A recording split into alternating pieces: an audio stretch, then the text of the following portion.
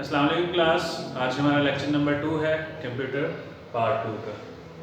आज हम पढ़ेंगे ट्रेडिशनल फाइल सिस्टम।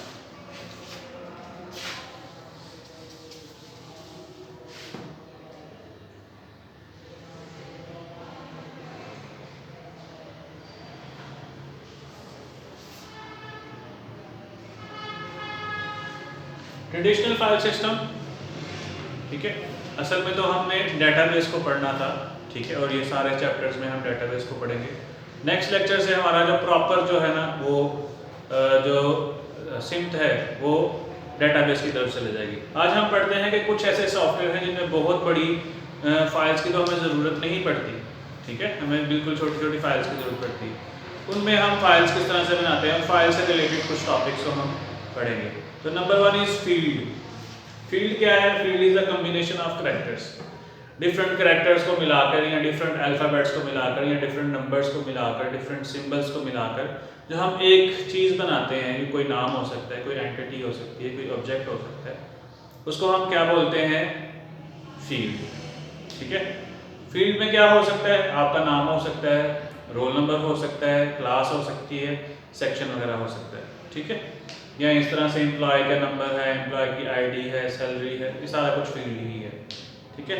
उसके बाद रिकॉर्ड, किसी एक चीज़ की कंप्लीट इंफॉर्मेशन जो है उसको हम बोलते हैं रिकॉर्ड। किसी एक चीज़ की जो कंप्लीट इंफॉर्मेशन है वो क्या है? रिकॉर्ड। मिसाल के तौर पर एक स्टूडेंट है, उसका एक नेम है, उसका एक रोल नंबर है, उसका क्लास है, उसका सेक्शन है, उसकी फ़ोन नंबर है, उसकी सारी detail, that is called field. मिसाल के तौर पर स्टूडेंट नेम है, स्टूडेंट के मार्क्स हैं, ठीक है, स्टूडेंट का रोल नंबर लिख लेते हैं, स्टूडेंट का फोन नंबर लिख लेते हैं या जैसे फोन नंबर लिख लेते हैं।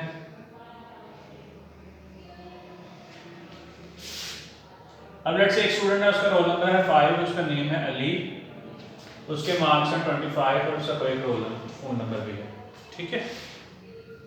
अब यहाँ पे देखें तो ये जो एक चीज बन रही है, एक line, that is called record. अगर मैं एक चीज की बात करूं, अली, दैट इज फील्ड, ये भी फील्ड है, ये भी फील्ड है, ये भी फील्ड है। इसको हम यूं समझ सकते हैं, फील्ड को हम क्या बोलेंगे? कॉलम। दोबारा रिपीट करता हूं, फील्ड को हम क्या बोलेंगे?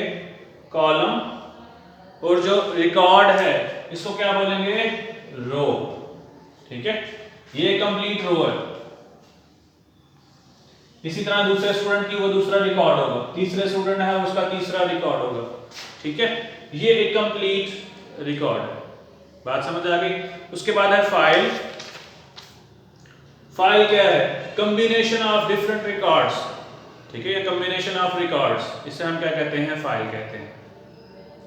कि एक क्लास है, उसके 25 के राउंड अबाउट स्टूडेंट्स हैं, उन सारे स्टूडेंट्स का जो रिकॉर्ड है उसे हम क्या कहेंगे? एक फाइल, ठीक है। एक कॉलम, फील्ड, एक पूरी लाइन, रिकॉर्ड, और एक पूरी फाइल जिसमें मल्टीपल लाइंस हैं या मल्टीपल रिकॉर्ड्स हैं, उसे क्या बोलते हैं? फाइल या फिर डाटा सेट, ठीक है। दो नाम है इसके, फाइल या फिर डाटा सेट, ठीक है। आगे हम देखेंगे डिफरेंट किस्म की फाइल्स, हमारे पास कौन कौन सी किस्म की फाइल्स हमारे पास आती हैं।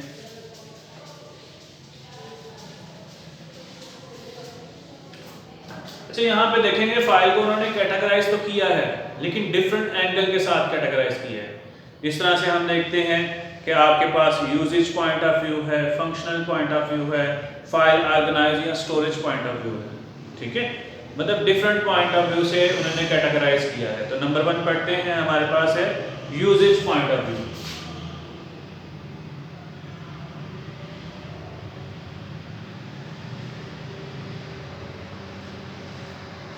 यूजेज पॉइंट ऑफ व्यू से जो हमारे पास नंबर 1 फाइल है, दैट इज मास्टर फाइल।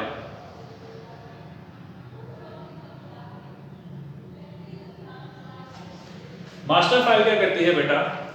ऐसी फाइल जिसे हम कहते हैं द मोस्ट एक्टिव फाइल, कि इसमें हर वक्त कोई ना कोई अपडेशन या कोई चीज होती रहती है। और ये जो फाइल है ये परमानेंट फाइल है, जिसमें हम परमानेंट रिकॉर्ड्स को सेव करते हैं, ठीक है।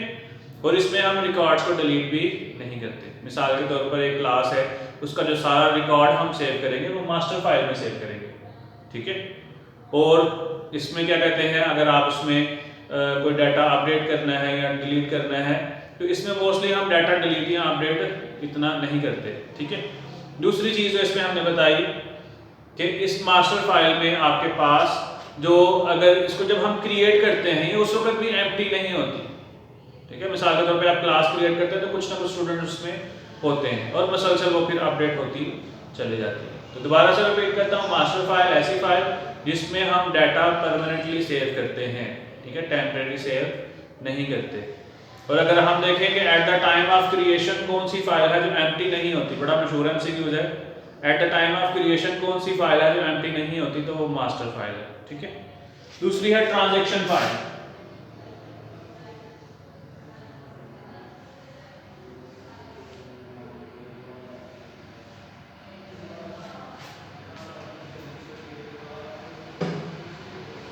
ट्रांजैक्शन फाइल कौन सी है? ट्रांजैक्शन इस तरह पता आपको, आप कोई मनी ट्रांसफर करते हैं या उसे हम ट्रांजैक्शन बोलते हैं, या कोई लेते हैं या मनी को देते हैं तो उसे हम ट्रांजैक्शन बोलते हैं।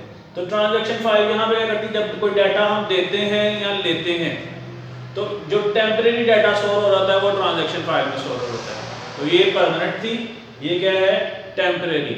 जैसे ही ट्रांजैक्शन कंप्लीट होगी ट्रांजैक्शन फाइल एम्प्टी हो जाएगी, ठीक है, ठीक है।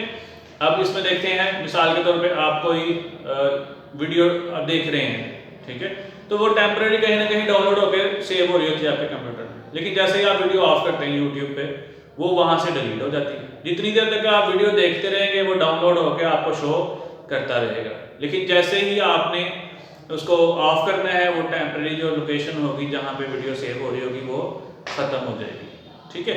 तो ट्रांजैक्शन फाइल का भी यही काम है। मिसाल के तौर पे आप डाटा अपडेट कर रहे हैं, कोई एक फाइल थी उसमें नेम किसी ने गलत लिख दिया, नेम चेंज कर रहे हैं, किसी के मार्क्स गलत हो गए वो चेंज कर रहे हैं, या 2-3 नए स्टूडेंट्स आए थे उनका डाटा एंटर कर रहे हैं, तो इस किस्म की सिचुएशन में क्या होगा कि ट्रांजैक्शन फाइल एक्टिव हो जाएगी।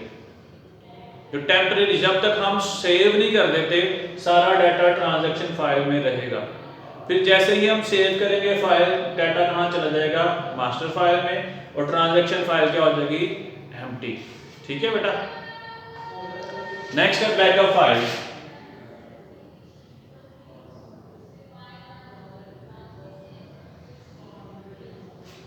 जी बेटा, बैकअप फाइल ऐसी फाइल है जिसमें जो डाटा, आप बैकअप का नाम आपने सुना होगा, ठीक है। इसमें हम जो बड़ा इंपॉर्टेंट किस्म का डाटा होता है ना, जो इसको हम बड़ी ज़्यादा ज़रूरत होती है, जिस तरह हमारे कॉन्टैक्ट नंबर हैं, जिस तरह व्हाट्सएप में भी आपने देखा होगा, उसका हम एक बैकअप फाइल बना लेते हैं, ठीक है। ये भी परमानेंट है और इसको हमको इतना ज़्यादा यूज़ नहीं करते, लेकिन डाटा इसमें सेव हो जाता है परमानेंटली। फिर जब हमको चाहिए होता है ज़रूरी, मिसाल के तौर पे आपने कॉन्टैक्ट्स का एक बैकअप बनाया, आपके किसी छोटे बच्चे ने सारे वो नंबर उड़ा दिए, छोटे बच्चे अक्सर मोबाइल पकड़ते हैं तो उल्टे सीधे काम करते रहते हैं, वो सारे कॉन्टैक्ट्स उड़ा दी, अब आप परेशान हो गए कि क्या करें। तो आपके पास ऑप्शन है कि अगर आपने बैकअप बनाया तो उसको रिकवर करें, वो सारे कॉन्टैक्ट्स दोबारा से वापस आ जाएंगे, ठीक है। उससे क्या होगा, आपका वो जो नुकसान था वो बच गया। तो बैकअप फाइल हम इंपॉर्टेंट डाटा की एक ऐसी फाइल बनाते हैं जिसमें उसी की सारी कॉपी एक जगह सेव हो जाती है, फिर जब हम चाहें उस कॉपी को दोबारा से रिकवर भी कर सकते हैं। ये तो बेटा था यूजेज पॉइंट ऑफ व्यू। आगे हम देखते हैं फंक्शनल पॉइंट ऑफ व्यू से।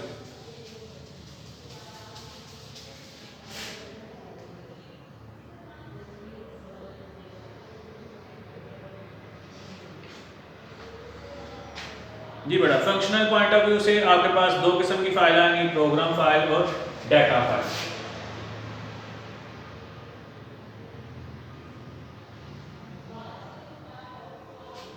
डाटा फाइल ऐसी फाइल जिनके अंदर सारा डाटा पड़ा हुआ है, ठीक है, ऐसी फाइल्स जिनके अंदर सारा डाटा पड़ा हुआ है। और मिसाल के तौर पे अगर एक हम देखते हैं ऐसी फाइल है जिसमें सारे स्टूडेंट्स के रिकॉर्ड पड़े हुए हैं, वहाँ पे टीचर्स के रिकॉर्ड पड़े हुए हैं, सैलरीज के रिकॉर्ड पड़े हुए हैं, रिजल्ट्स के रिकॉर्ड पड़े हुए हैं, तो वो सारी फाइल कहाँ पे पड़ी होंगी, डाटा फाइल्स के अंदर, ठीक है।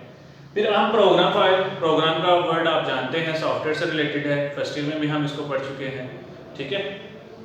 प्रोग्राम फाइल क्या होगी, ऐसी फाइल जो कि, या ऐसी आप कह सकते हैं प्रोग्राम जो कि डाटा से सारा डाटा निकाल के, डाटा फाइल से सारा डाटा निकाल के आपको शो करती है। मिसाल के तौर पे डाटा फाइल में सारा डाटा पड़ा हुआ, लेकिन आप चाहते हैं कि मैं देखूंगी इस दफ़ा ICS में और FSC में सबसे ज़्यादा स्टूडेंट कौन से ऐसे स्टूडेंट्स हैं जिनमें सबसे ज़्यादा मार्क्स लिए। तो आप क्या करेंगे, आप प्रोग्राम से कोई क्यूरी लगाएंगे, प्रोग्राम फाइल डाटा में जाएगी, डाटा से सारा फाइल डाटा उठाकर दोबारा आपको प्रोग्राम में लाकर शो कर देगी। ठीक है, तो प्रोग्राम फाइल में हम इंस्ट्रक्शंस देते हैं कि किस तरह डाटा रखना है, किस तरह डाटा डिलीट करना है, कहाँ से डाटा उठाना है, कहाँ पे डाटा रखना है।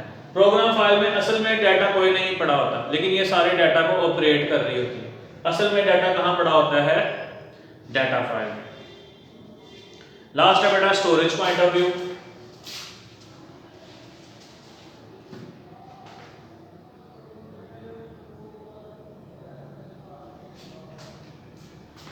स्टोरेज पॉइंट ऑफ व्यू से देखते हैं कि हम डाटा को किस तरह से स्टोर कर सकते हैं। इसमें 2-3 मेथड हैं, एक है सीक्वेंशियल, एक है रैंडम और एक है इंडेक्स्ड सीक्वेंशियल।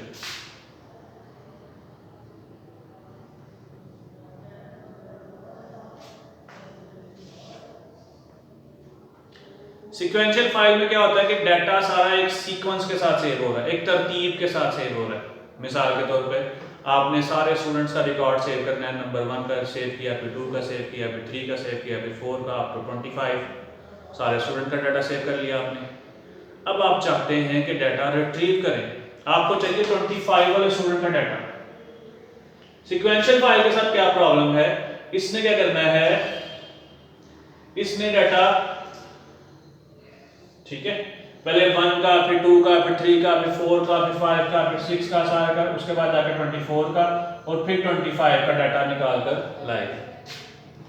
मतलब हमें चाहिए था 25 का, लेकिन इसने तरतीब से शुरू करना है। 1 नहीं, ये नहीं है, 2 नहीं, ये भी नहीं है, 3 नहीं, ये भी नहीं है, 4 नहीं, ये भी नहीं। तरतीब से कहाँ जाना है, 25 तक। जब 25 आ जाएगा फिर डाटा निकाल के ले आएगा। ठीक है, तो अगर हमें सारा डाटा चाहिए तो तरतीब से सारा डाटा निकाल के ले आएगा। इसके मुकाबले में है रैंडम फाइल, मैं कंपैरिजन बाद में करता हूं।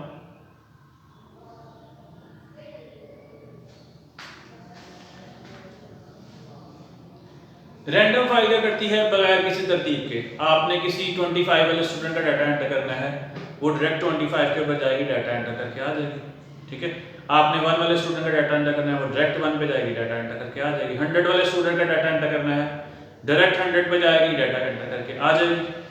ठीक है, अगर आपने रिट्रीव करना है, आप चाहते हैं 30th स्टूडेंट का डाटा चाहिए, उसने डायरेक्ट 30 पे जाना है, तरतीब से नहीं जाना। तो जब हमें बीच बीच में से कोई डाटा चाहिए होता है रैंडमली, ठीक है, बीच बीच में से कोई डाटा चाहिए होता है, तो रैंडम फाइल वहां पे बेस्ट बिहेवियर शो करती है। ठीक है, और अगर मुझे सारे का सारा डाटा चाहिए या मैंने सारे का सारा एंटर करना है, तो उस वक्त क्या होगा, सीक्वेंशियल फाइल बेस्ट है। सीक्वेंशियल में तरतीब से सारा डाटा एंटर करते हैं, तरतीब से सारा डाटा निकाल लेते हैं, तो ये स्पीडली काम करती है। लेकिन जब बीच बीच में से कोई निकालना हो तो ये स्लो डाउन हो जाएगी। इसके मुकाबले में रैंडम में अगर सिलेक्टिव कोई काम करना है तो वो बेस्ट है, लेकिन अगर सारे का सारा काम करना है फिर सिलेक्टिव रैंडम बेस्ट नहीं है, वहां पे रैंडम क्या हो जाएगी, स्लो डाउन हो जाएगी। इसके मुकाबले में है इंडेक्स्ड सीक्वेंशियल फाइल।